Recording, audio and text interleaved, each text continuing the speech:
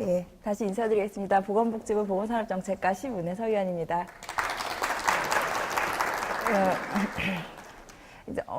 일단 이렇게 의미 있는 자리에 초대해 주셔서 감사합니다. 미래 성장 동력이라는 것이 보건산업에서도 굉장히 이슈인데 이게 말처럼 현실에서는 녹록지가 않습니다. 사실은 실현하는 방안도 어렵고 측정하기도 어렵고 계획을 세우기도 굉장히 어려운 분야라는 거에 공감하는데 이렇게 현장에서 많은 분들이 관심을 가지고 또 이게 벌써 아주 여러 번 많은 분들의 참여를 이렇게 되었다는 사실에 굉장히 놀랐고 또 저희 보건복지부 정책을 이제 짧은 시간이지만 소개할 수 있어서 대단히 감사하게 생각합니다.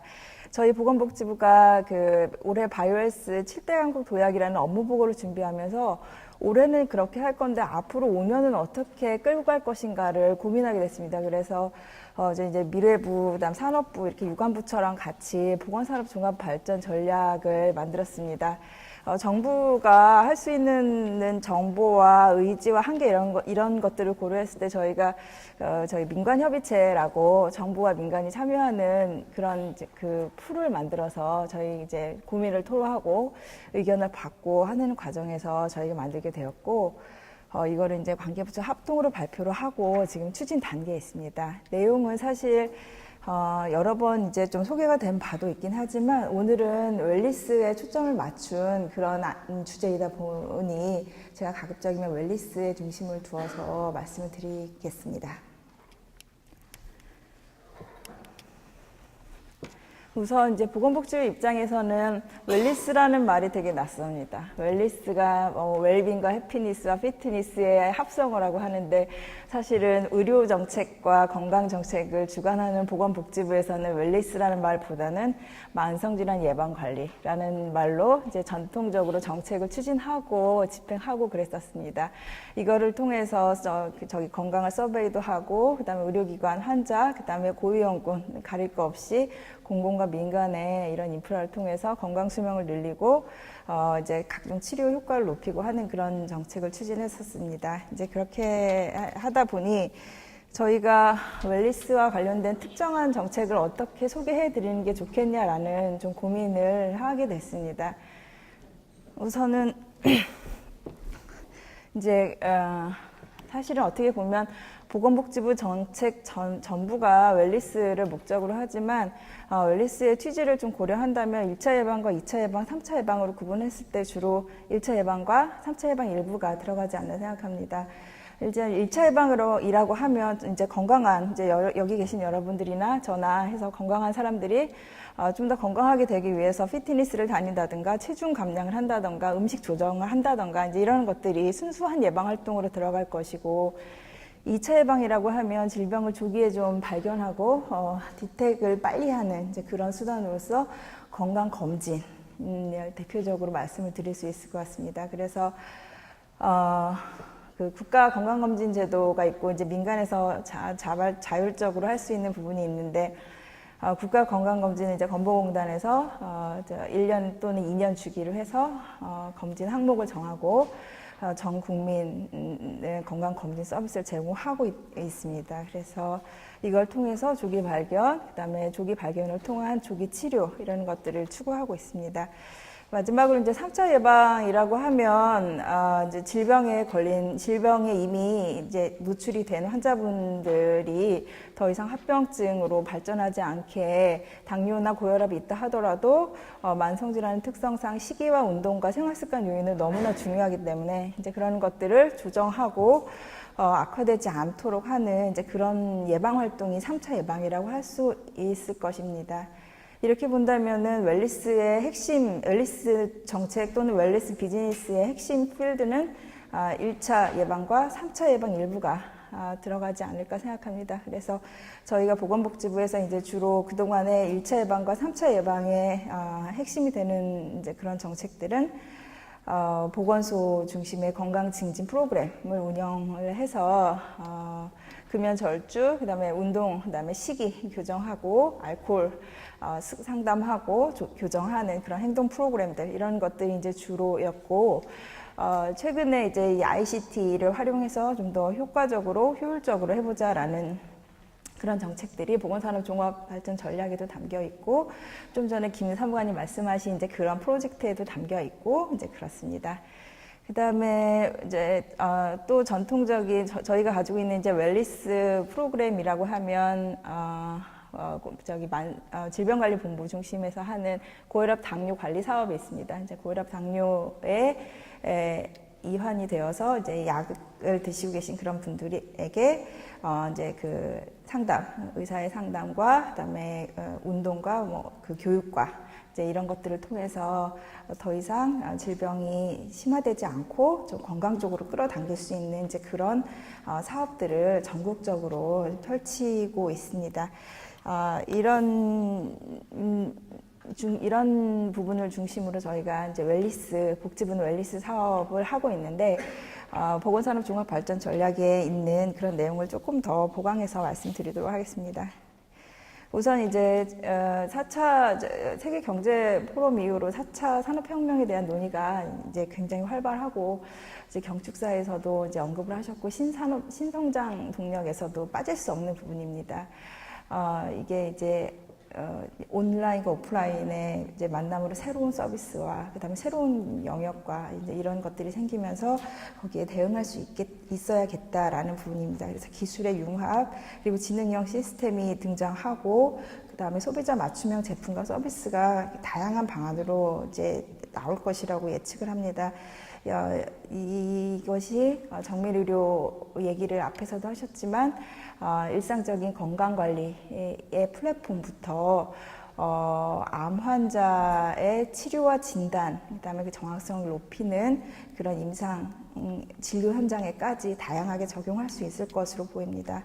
또한 사회적 여건이 보건산업 바이오헬스 분야에 대한 수요를 끌어당기는 그런 역할을 할 수 있고, 바이오헬스는 여기에 대해서 또 솔루션을 제공해 줄 수 있다, 이렇게 판단을 하고 있습니다.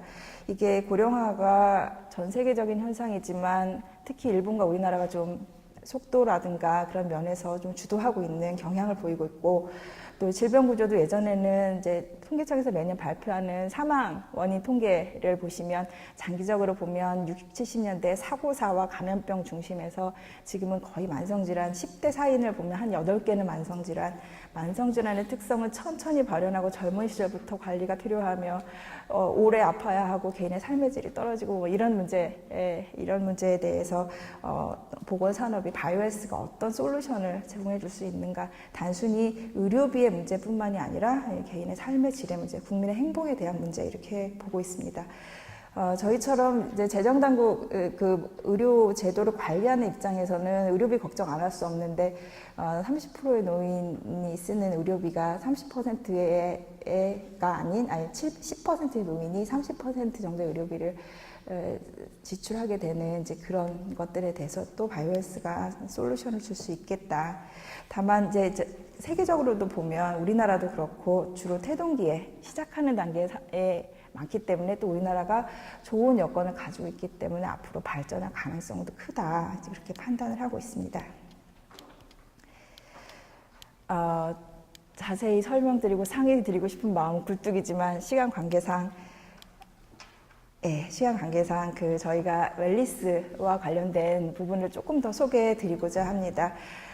저희가 이제 크게 산업별로 산업의 발전 단계에 따라서 크고 있는 산업이 있고 시작하는 산업이 있고 그다음에 인프라에 대한 부분이 있고 여러 가지를 고려할 좀 점이 많다고 보는데, 그 중에서 정밀의료라든가 그다음에 ICT를 활용한 보건의료라든가 이런 부분들은 태동기의 제도적인 부분이 좀 더 강화되어야 되는 부분이라고 보고 있습니다.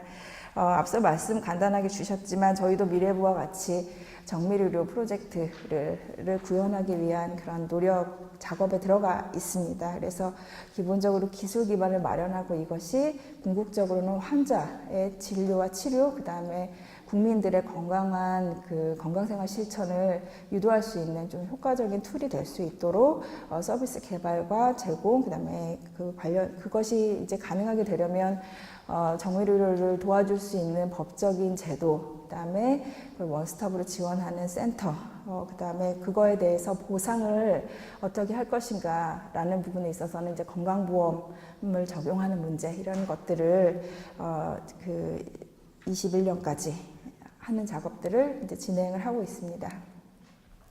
ICT와 관련해서는 가장 이제 중점적으로 하고 있는 부분은 원격 의료 시범 사업입니다. 원격 의료가 이제 고혈압, 당뇨라든가 이런 질환을 가진 재진 환자의 의원급 중심으로 이제 하는 그런 사업들을 이제 계속 하고 있고, 또 영역을 넓혀 나가고 있습니다. 의료 취약지 중심으로 해서 도서벽지라든가 이런 이제 공공의료 체계가 있지만 그것을 보완해서 하는 이제 그런 작업들이 가고 있고, 근로자 건강관리, 이거는 고용부랑 같이 하고 있는 사업인데, 사실 우리 다 직장 생활 하지만 도중에 어디 나가서 건강관리 이렇게 신경 쓰고 할 만한 여유, 그런 거 대체로 없는데, 이제 이런 것들을 ICT를 도움을 받아서 효과적으로 할 수 있는 이제 그런 부분들을 이제 그 사업 현장, 산업장이랑 같이 하고 있고, 또 요양시설 같은 경우에는 의료기관이 아닙니다만 기능이 굉장히 떨어진 어르신들이 이제 요양을 하고 있는 그런 시설에 대해서 원격으로 하는 이제 그런 사업을 본격적으로 확대하고 있습니다. 그리고 이제 이런 ICT 기반이 활성화되려면 무엇보다도 데이터의 활용이 중요합니다. 말씀 주신 것처럼 이제 데이터라는 것이 기본적으로 개인정보 보호의 가치도 중요하고, 그것을 활용했을 때 가치도 이제 너무나 중요하기 때문에 이게 생각만큼 진도가 나가는 부분은 아니지만, 저희가 건보공단이라든가 심평원의 의료 데이터를 이제 연계해서 같이 활용하는 이제 그런 방안을 마련하고 있고, 빅데이터를 이제 그런 플랫폼을 통해서 이것이 진료와 창업 이런 쪽으로도 활용될 수 있도록 하는 방안을 단계적으로 추진 중에 있습니다. 마지막으로 이제 보건소가 전통적으로 웰니스 케어를 하는 이제 필드였습니다. 그리고 국민들이 이용할 수 있는 이제 그런 그 건강 취약계층들이 많이 이용하는 상징적인 의미도 큽니다. 이런 곳에 미래부와 같이 그 웰니스 시범 사업을 시작하고 있습니다.